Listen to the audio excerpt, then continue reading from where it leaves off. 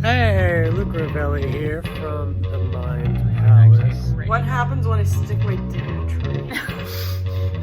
This is what you get. Throw buckets down. And we're gonna throw them together.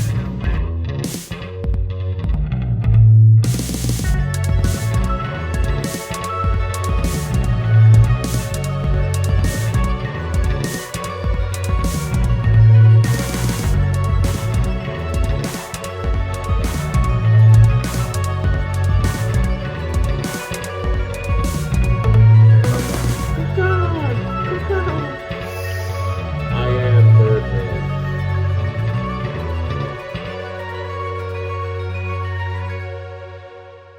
Of the episode from this week. Hello. Welcome back to the Scheming Mind Palace podcast with a lovely new microphone. So I hope you enjoy the improved audio quality this time around and henceforth. So, this is the Scheming Mind Palace where we curate your crazy. Here with question number 0028, I believe. I certainly hope it's 0028.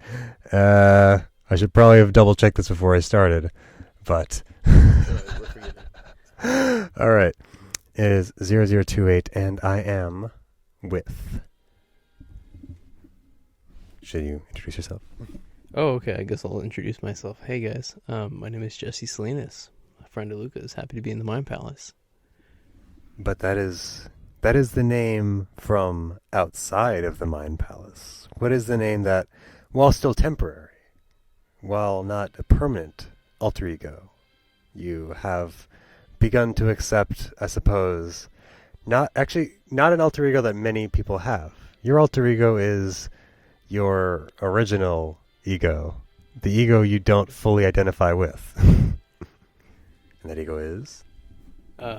From birth, I was named Jesus. Us Americans like to call it Jesus. And it never really stuck with me. I mean, I was actually just called Jesse before I could actually realize that my real name was Jesus. And so I just stuck with it. Yeah, big surprise there. Plot twist. We're not actually talking about Jesus Christ during this episode. Too much to live up to. Too much to live up to, even though one of the ionizers from the Mind Palace is of the baby Jesus reborn. That is one of the Zen state masters that you can embody when you come to visit the Mind Palace and pursue its rituals.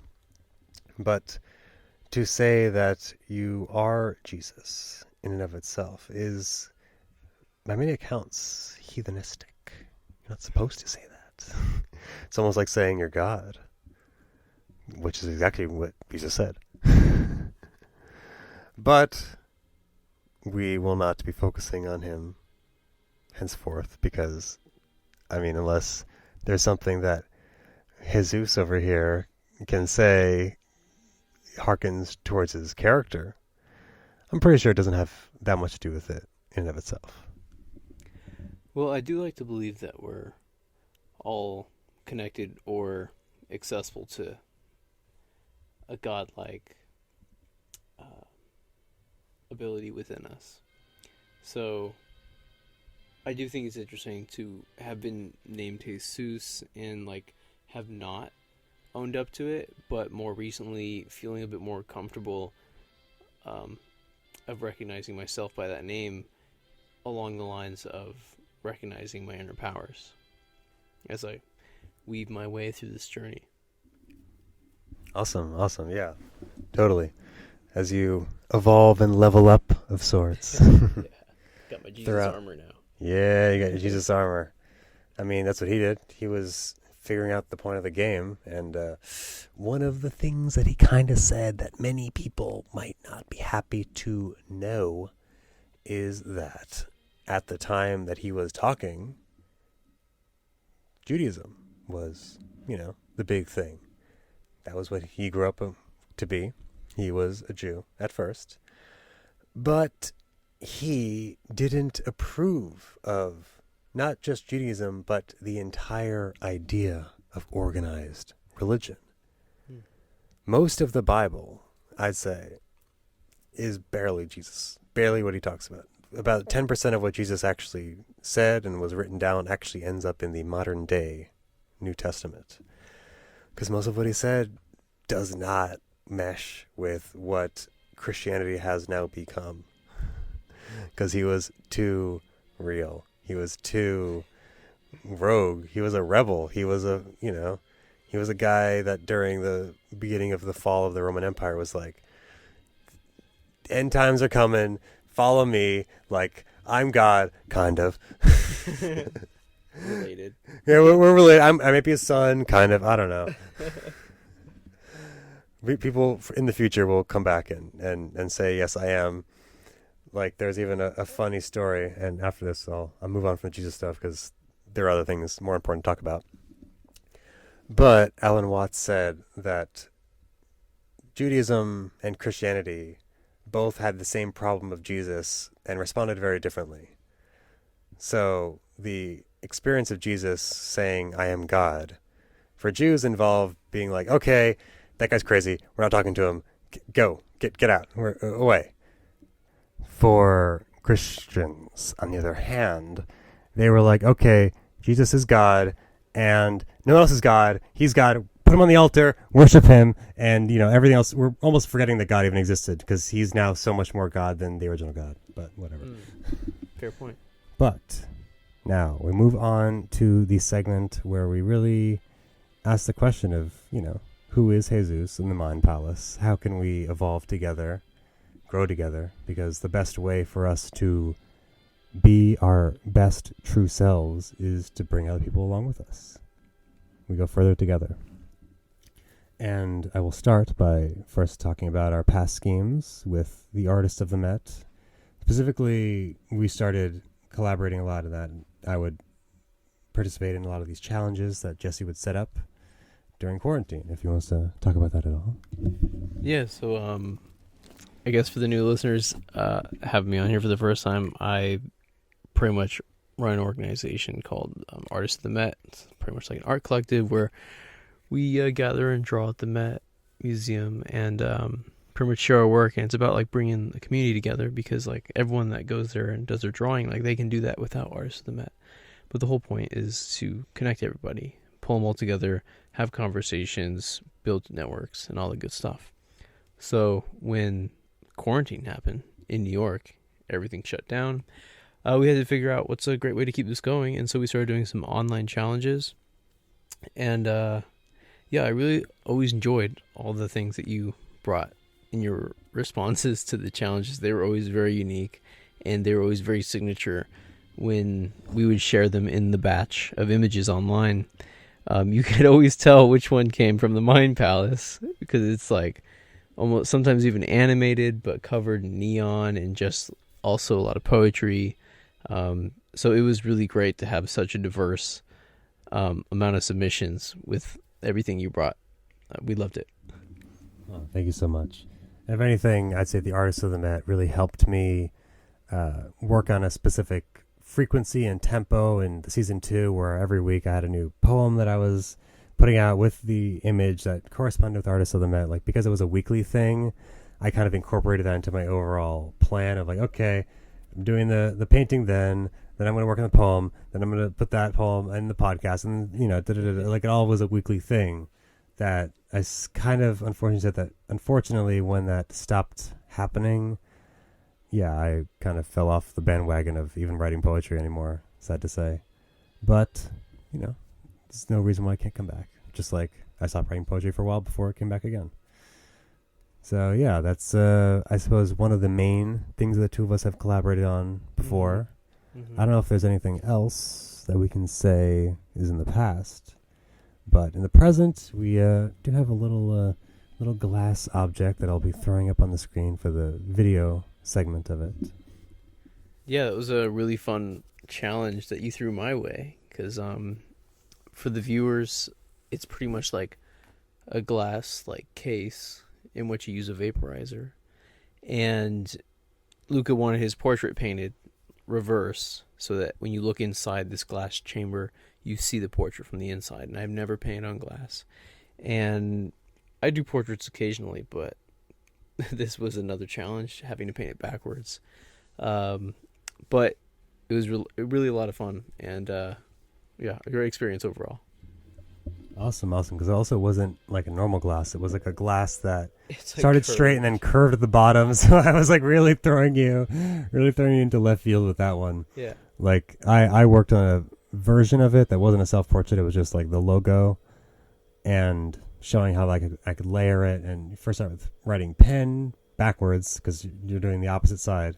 And then like adding a layer of paint on top of that, then another layer on top of that, another layer on top of that, then like fully coating it behind so it became like a shell that you couldn't tell at all what was going on from behind. But when I'd fill it with vapor, you'll be like, okay, what's going on? Then when you inhale the vapor, the logo reveals itself. And that's like the coming out of the mist. Yeah. enlightenment. It's that easy. It could be. It could be. One of the tenets of Zen Buddhism, one of the masters would always say, you can achieve enlightenment in 5 seconds or 5 years or 30 years. I forget. I remember you actually listened to that and it really resonated with you when you heard it. It was very, what's the right word? I feel like inspiring. I don't know, it just made me feel like I felt more capable in my life after hearing that. I'm like, okay, I've been maybe underselling my abilities a bit too much. And yeah, it was very eye-opening to hear that. That really stuck with me. I wrote it down that night. Awesome. I would specifically say, I don't know how, we won't get into much detail, but Jesse and I underwent a form of transformation together. I helped curate that experience for him. And while there were moments of terror and horror that he probably experienced where he had the feeling of losing everything that was important to him, there was a lot to be gained from that. Because when you enter the psychedelic experience, which can be accessed through all sorts of methods and means, you are often shown everything important to you. And not just everything important to you, but normally the order with which things that are important are presented and are lost correspond to how important they are to you, how deeply rooted they are into your subconscious. So, I mean, you can kind of explain that a little bit if you want, like what you lost and what that whole thing was like. Yeah, the experience, The mind palace the genuine mind palace experience. Yeah, just realizing how, I don't know, my psyche is like latched on to certain things. And, you know, once that part of yourself sees those things walking away, it becomes so possessive and scared. Like if you were to, like if a mom's going to leave her baby, you know, that baby gets so sad because like that's like the source of life right there. And like it was that same feeling of being like a helpless baby, literally. And then it puts everything in perspective, and you're like, I'm like a fucking kid recognizing, I don't know, my attachment to everything. But overall, it's a beautiful experience in the palace, and it's always a pleasure.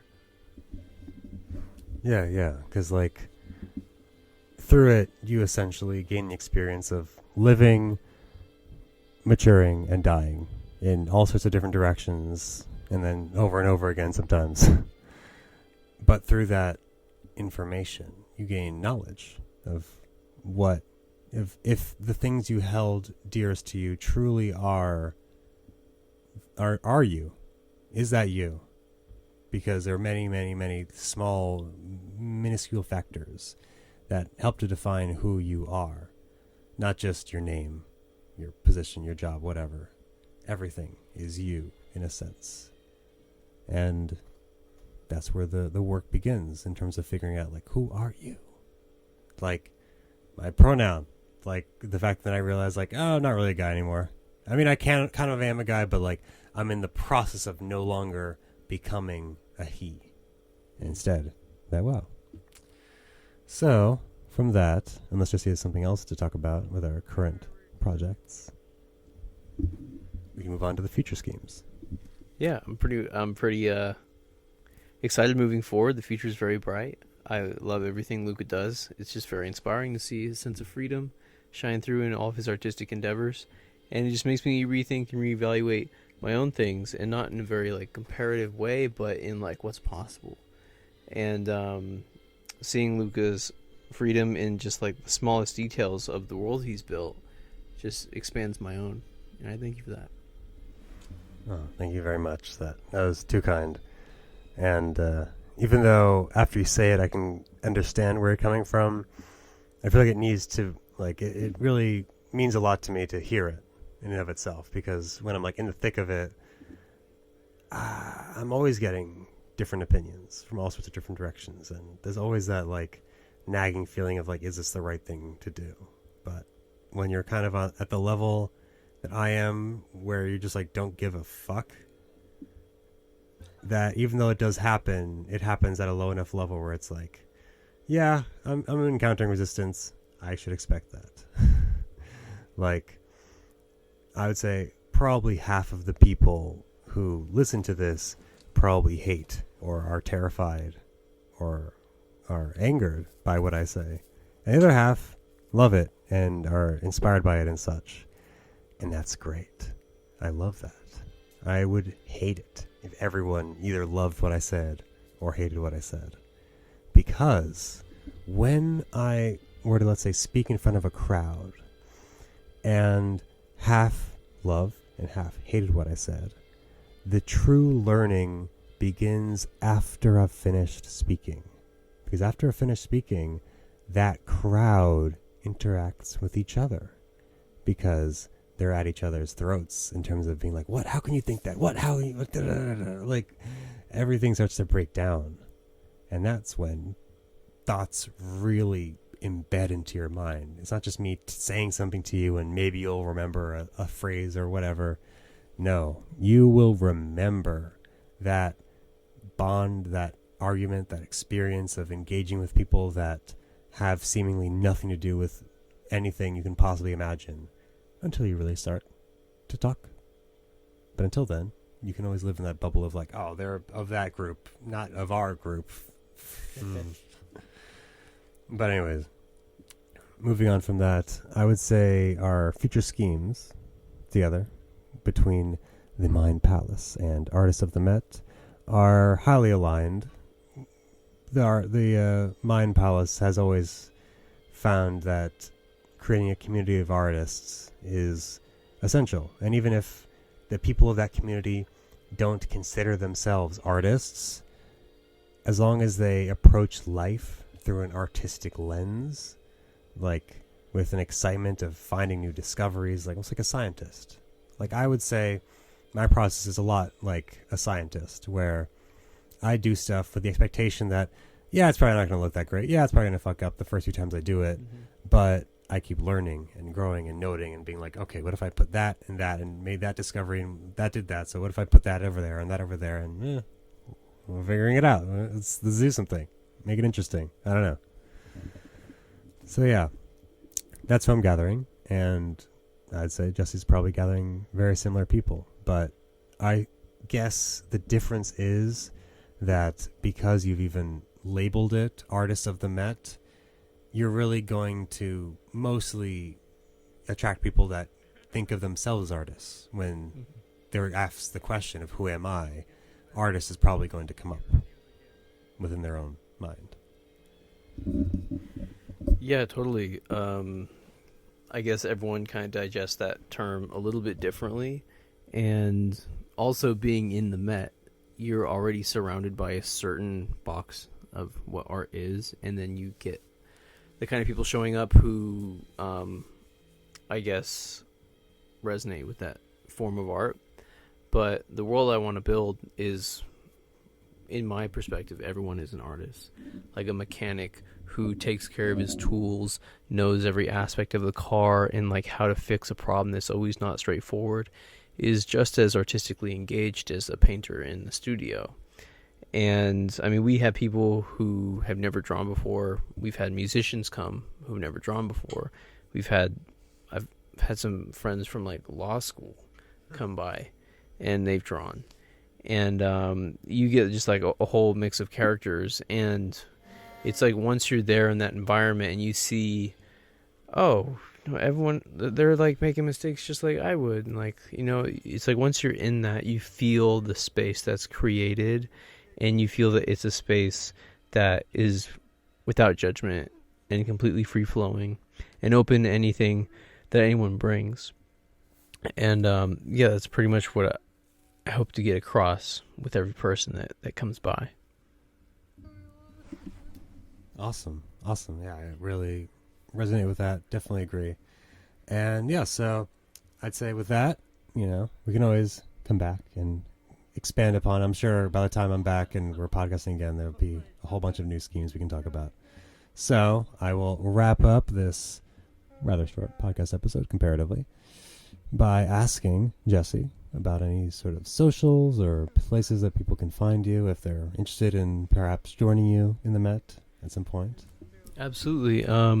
We have the meetup page and the Instagram, both titled Artists of the Met. And my own personal account, just jesse.salinas, Jessie, Salinas, Salinas. And you can get in contact with me and the group, and feel free to engage with us and come by at any time. Thank you again, Luca. Awesome. Thank you very much. And of course, you can find me at True Party King on Instagram. And we have mindpalace.net, where you can cultivate your mental oasis. And all of the like. So hopefully you will comment, like, subscribe, share, whatever. Sharing obviously is most important, because then that shows that not only do you like it, but you like the Mind Palace content so much that you're willing to stake your reputation on it. So if that's what you're feeling, nothing would make me happier than for you to share it. And hopefully I will see you next time for another juicy episode of the Scheming Mind Palace. Thank you for joining me. Bye-bye.